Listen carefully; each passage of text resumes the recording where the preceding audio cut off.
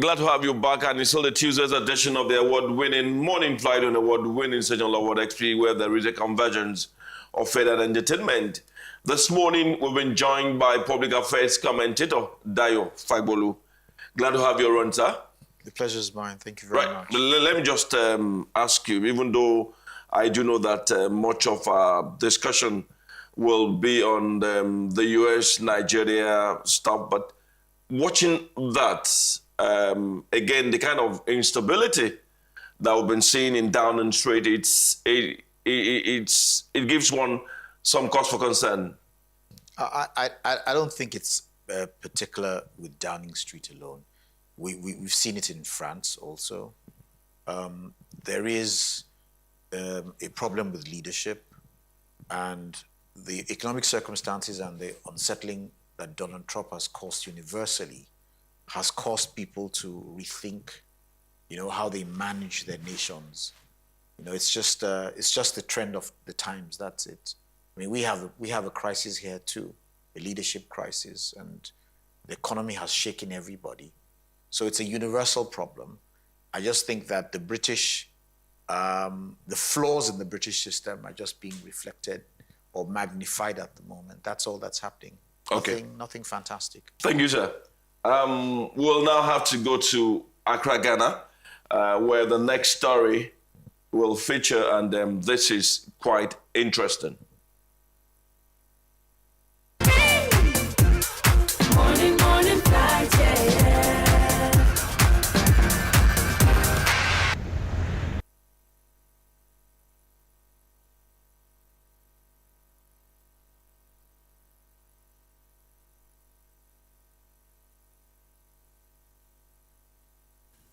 Good afternoon to all of you. The New Patriotic Party has become aware of the judgment delivered today by the High Court, the case involving our Ashanti Regional Chairman, Mr. Bernard Entwibo Siakon, popularly known as Chairman Wontumi. Indeed, we consider the decision of the court as amounting to political imprisonment. Indeed, Chairman Wontumi is a political prisoner.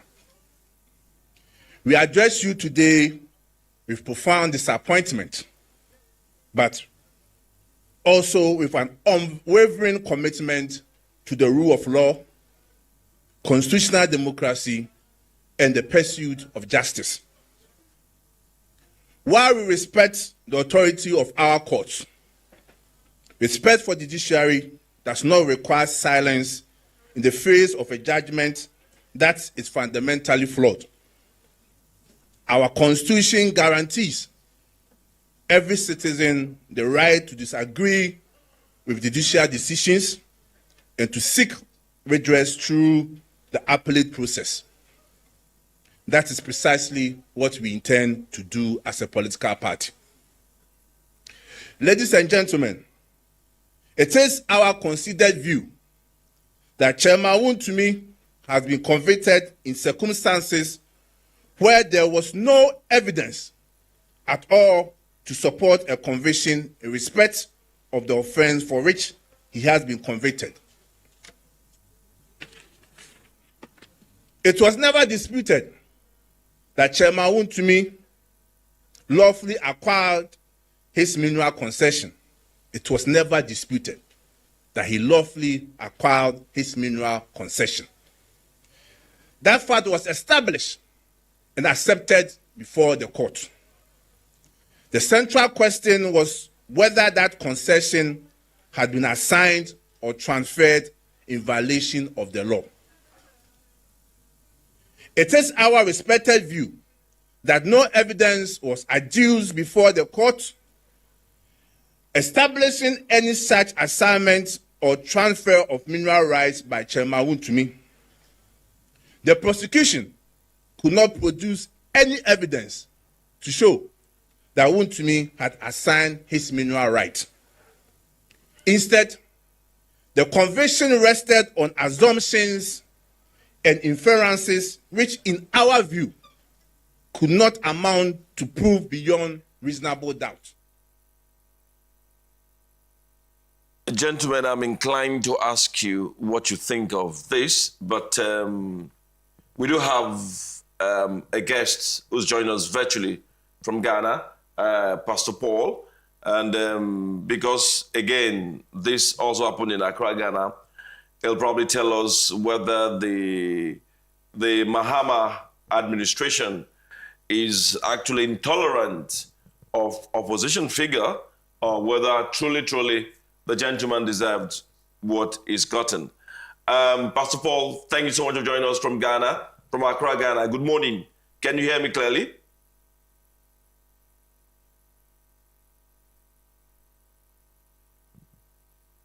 Can you hear me clearly? I can hear you clearly. Thank you. I can hear you clearly. Well, we're expecting him to get on the call. I understand he can. Okay, fine. We want to find out the judgment. Will you say that the gentleman who happens to be one of the leading opposition figures in Ghana deserved what he got from the High Court over there regarding the illegal mining that he was accused of being involved in? Oh, okay. Thank you very much for this opportunity to be a part of your program this morning. Now, for me to answer that question, we have to understand the context of the whole matter. I don't think we can hear him. And we can't hear him yet. So okay. Can you hear me? Okay, I hear it. Okay. Can you all hear me? Yes, we can hear you. Hello? Please go on. Can you hear me? yes, Clearly. You. Thank you, Lord. Hello? Please proceed. We can hear you clearly. All right. Thank you very much. So I apologize for that network issue. So for us to understand the whole context of the case, we have to understand where it started from. During the last election, one thing the present government actually emphasized was the fight against corruption and recovering loot. So it was a major aspect of the campaign in which the Ghanaians voted for them into power.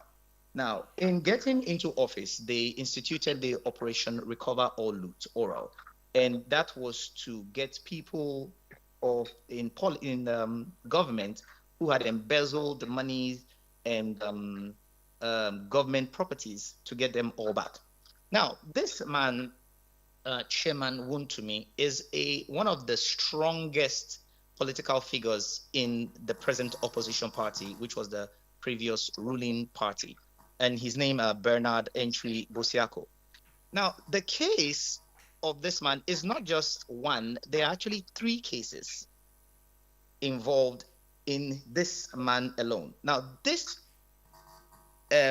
case on its own is the case involving the Samra Boy mining concession. And the case had been going on for a while.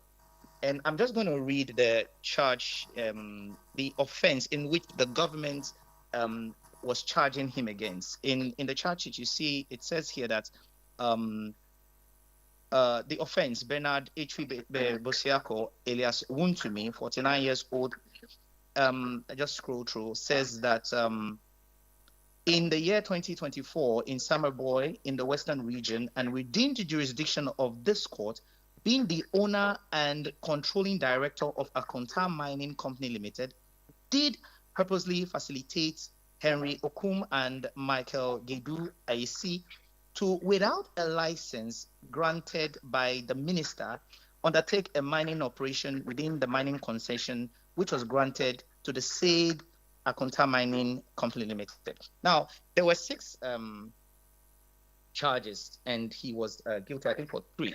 But this particular charge is the main crux of the entire case, which is he, being the owner of Akonta Mining, was given a concession to mine gold. And then he leased it out or gave it out to 2 other people to mine illegally. Now, according to the laws, the land laws in Ghana, for you to give your property, especially for mining, to another that is not licensed, you need the express permission of the Minister of Lands. Now, even then, he was in power. They were in power. He didn't get that permission, but least gave it out for mining. That was where the illegal mining charge came about. Now, his argument was that since he didn't write it down, it was not signed. So it should not be a legal case against him because he didn't sign any document. But the land laws of Ghana state expressly that even when a verbal agreement of discharge concerning land is made, it is a legal tender. So you don't say because I didn't sign a document to a person pertaining to land, then it does not stand. If that, it would cause chaos when it comes to land. Someone can say, I give you the land today, tomorrow I say, because I didn't write it, it's not. So that agreement verbally is a legal tender. I may Now, have to because cut of in this, now, Pastor Paul, okay. so that we can just spend like a minute or two. Will you consider it's yes, no? Will you consider the over 20 years that has been given very harsh? 1, 2. Well, or do you think the government is intolerant of opposition? Okay, for that, everybody has their own opinion. I'm looking at it from the legal perspective. Good. According to the law, illegal mining is between 15 to 25 years. Okay. That's the law. Okay. So it was not just given because the government wanted to punish anybody. It was, and the funny part is that law was amended by the former government in which he was part of. So they amended it to 15 to 25. I believe it was about 2 to 5 years, and they amended it to 15 to 25. So it is their law that is used on him right now. Okay. So the leniency was that they were not going to give him the maximum, but they were going to give him between the 15 to 25, and that's where he ended at 20. Now, I concerning, think, yes. Okay, please go on so that we can just quickly wrap it up. Okay. Now, concerning witch hunt, I don't think so, because this man still has 2 more cases. Another illegal mining case in Forest Reserve, which is still in court, and the Exim Bank fraud case where he took money from bank, millions of dollars, and now he's going to a plea bargain. So his problem is far from being chased by the government, because there are still other cases on his table that he's yet to attend to. And the matter is a very broad matter. So it's more than just a government chasing people. It's personally, he has his own problems.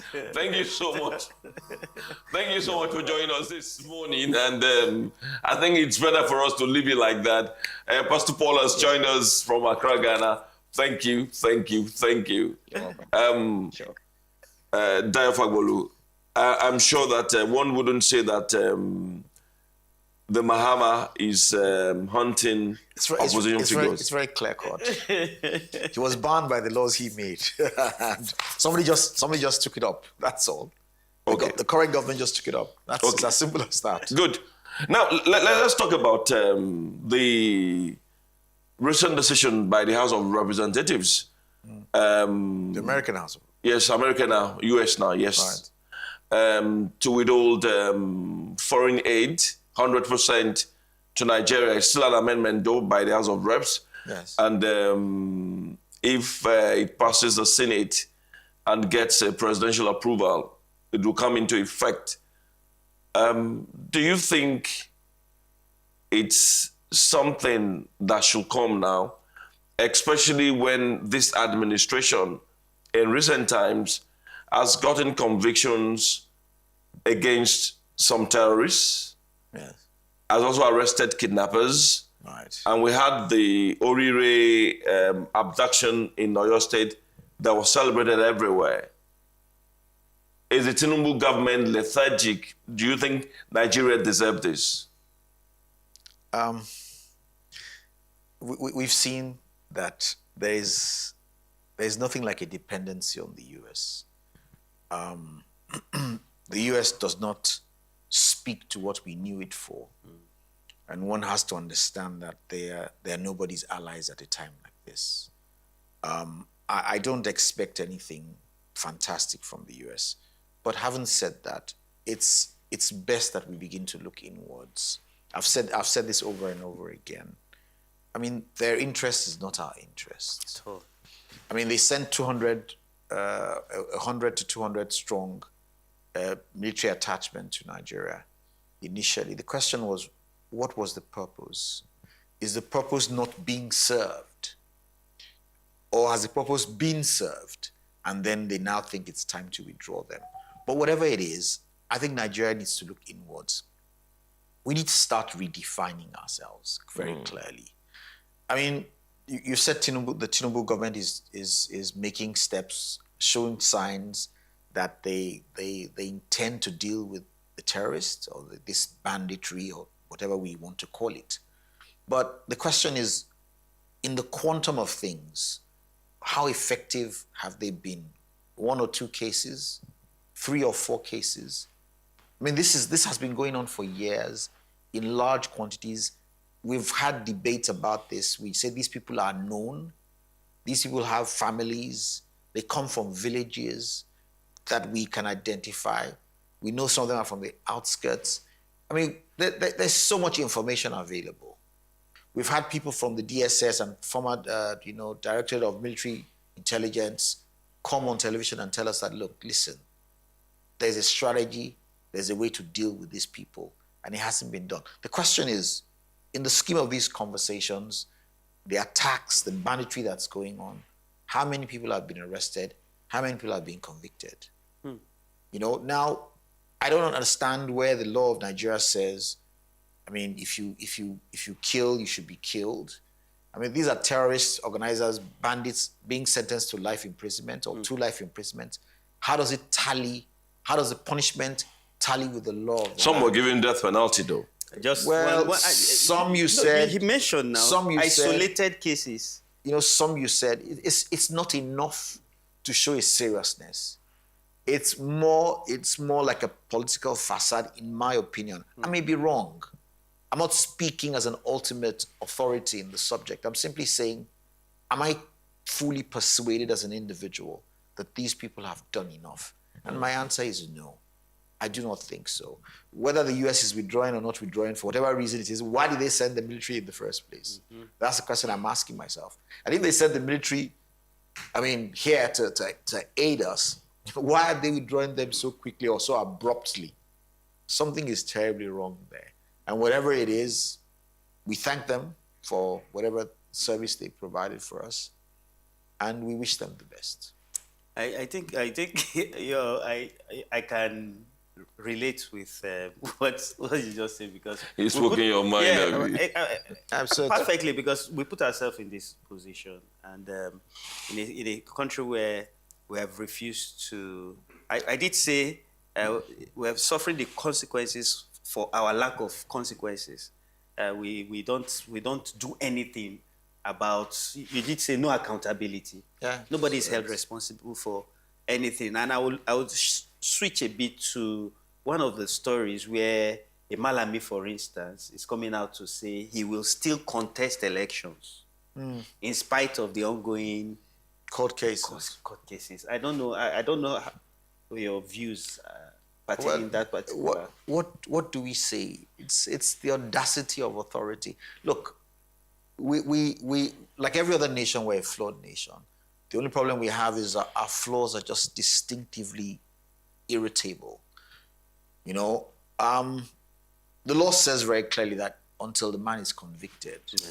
But I guess there's a boldness in the Nigerian system because we have a moral decadence, a decline in what standards we uphold as people. And I say it extends all the way around. Look at the controversy at the presidential level also, where they're going back and forth about certification, whose name did he use, social security number, and back and forth. We have a messy political system. So all Malami is doing is he's making his own contribution to the mess by saying, look, you know what, since I have not been convicted, I have the right to contest. There was a recent forfeiture. Well, a forfeiture is not he hasn't been a forfeiture is just a sign that it looks at it. I mean, there has to be a sentence. The judge has to come up and say, you know what, if we find you guilty of the crime, that there's enough evidence for the forfeiture, but he hasn't been sentenced as an individual. That has to happen for him to be guilty and not eligible to run for political office. So in the interim, Except if he's pardoned. which is probably going to happen anyway. Sorry, After the election. I don't know. I don't know that. I'm just being sarcastic, but I'm just saying that it's obvious that he has no regard for how people feel about his state. I mean, he doesn't care, and there's a possibility that the people he wants to represent don't care either. So yes, I mean, this is Nigeria as it is now. Malami's case is quite funny because this is one gentleman who battled, when he was the Attorney General of the Federation, he battled Magu, who was in charge of EFCC. And in fact, they tried jailing Magu and all of those things, but they couldn't pin anything on the gentleman before he went back to the force and he retired. I find this conversation interesting. I mean, it's the language. He gave us the impression that he was doing it. You see, we never consider motive. We never consider the political terrain. We never consider what political appropriation or appropriateness. I think my brothers and I went to school in the north for some time. I went to Ahmadu Bello University, and we have a different rule, different laws for the north, and we have different laws for the south. We are bound by a different value system, a different moral code, and to observe their moral code from our perspective is ludicrous. We shouldn't even bother. They have a different lifestyle. Yeah. They have a different value system. They have a different moral code. So these conversations that me and you are having, it's like... So what does it say of the leadership class? It says that's who they are. I mean, they're morally decadent from our perspective. From their perspective, they're probably, you know, spot on. Spot on. You know? It's the way they live. Look, every system is flawed. I mean, one day has a flaw to one degree or the other. But you see, you must understand that there's an element of morality which is dictated by, you know, the culture in itself. Your value system, your heroes. It's a whole conversation around who we are as a people. The North is a different people. And that's why when we talk about Nigeria, I say, what Nigeria are we talking about? The Yoruba people are different people. I mean, our value system has evolved over a long period and has not been influenced totally by outsiders. Yeah. You know, you can see a logic to how the Yorubas portray themselves. Totally different. The Igbos are different. The Ibibios, you know, the only thing that I said that binds us, that brings us to a singularity in terms of values is the law. The law is the level playing field that says, okay, whether you feel this way or your culture speaks this way, there's certain standards we must uphold as a people. The North ignores us. And that's why you have Sharia law, and you have, you know, running side by side with the Constitution. Yeah. There's no way Sharia law should overtake the Constitution of a nation. But I just, given that earlier on, you did make comments, allusion to the fact that there are certain economic challenges that have resulted to 10 down in becoming a revolving door in the past 10 years. Right. Have we gotten to that point where, because elections are forthcoming in the next 5 months or thereabouts, are we getting to that point where the tipping point of where what Nigerians are going through currently can somehow influence the outcome of elections? I think that's an excellent question, but I answer it in this way. The problem with Nigerians as a people is we're terribly resilient. We are. Is that a good? Is that in a good way? I don't know whether it is, but we really have thick skins. You know, I like using my family as an example. It's a brilliant setup. We're very close knit, brought up by the same man with very high moral values. Right within that family, some of us are socialists, some of us are capitalists. You know, some of us tend to be communist in certain ways. I mean, I don't mean it in reality. Which one are you? I'm more socialist. We joke about it. And I say, listen, my brothers will say, man, let's just do what needs to be done. You see, there are all kinds of people. There are people that exploit a system. Okay? They look for the system, they look at the system, they understand it and they exploit it. There are people that their purpose in it is to make the system, they just want to make the system better. They are idealists. And they're saying to themselves, you know what, how do we make things better? How do we improve the lives of other people? For Nigeria, we have built the system on the capacity to exploit circumstances, not to improve circumstances. It's a mindset. I mean, drive around Ikoyi, drive around Banana Island. You know, they create wealth and they protect themselves, little communities, and they pretend as if they're wealthy. Now, what I want to come to it is that the system is sustained by an ideology. It's not real. And this is what you see around the world now. The systems are sustained, capitalism, socialism, they're sustained by ideologies that are not real. These are conceptual things. And these concepts are beginning to break down. Where was Britain getting its money from? They were getting the money from the Commonwealth. Yeah. They stood as Lord and Master over the Commonwealth. Where was France getting their money from?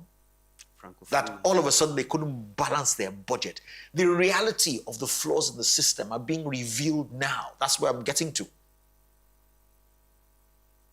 We call this problem a wicked problem at my level. And we say casually that wicked problems have no solutions. They only have pacifications. What the Western world was doing was they were not creating wealth. They were transferring wealth from third world nations to their systems. The Marshall Plan after the Second World War, they built their wealth on the colonies. Now it's beginning to unravel. The colonies are protesting. They're withdrawing their support for these nations. And then it's reflected in their leadership. The leadership cannot balance their books, their challenges with the system, because their sources of revenue initially, their illegal or discrepant sources of revenue have been withdrawn. Of course, they will continue to have a leadership crisis because they have no solution to the problems. They go immigration today. They go this tomorrow. If they Brexit today. I mean, we've seen them go through repeated changes. We've seen France change their prime ministers repeatedly. It's just a sign of the economic times. A new reality is being established. We hope Nigeria will catch up. It's always... Whether Nigeria will catch up is a totally different question. Okay. It's most unlikely because, look, we're brilliantly resilient. Look, I mean, we're all looking good, you know, irrespective of whatever challenges we have. I mean, that's Bodilon, that's Ikoyi. It's a brilliant thing. I mean, I was driving through Bodilon a few days ago. It was flooded. But everybody was still smiling. And people were still insisting that this is the place to be. I don't think Nigeria is ready for change. It's always a pleasure having you on our program. And Tuesdays like this with you, very engaging, very stimulating, because your perspective to issues always very cerebral. Thank you very much. Thank you so much. Dayo Fagolu, public affairs commentator, has joined us this morning, and we've been taking a look at different issues within and outside Nigeria. Thank you so much for joining us this morning. Thank you. Thank you for having me. And that's a bit this morning on the Tuesday edition of the award-winning Morning Flight. And on the award-winning station Lovewood XP, where there is a convergence of it and entertainment. We'll be here again tomorrow. Bigger, Better, stronger. fresher, and hotter. My name is Shego, with a surname that has a rhythm and a melody. Adebo Wale. My name is Christoph Osiobi, custodian and CFO of the entire universe. And he is Dayo Fagbolu, the socialist of the family.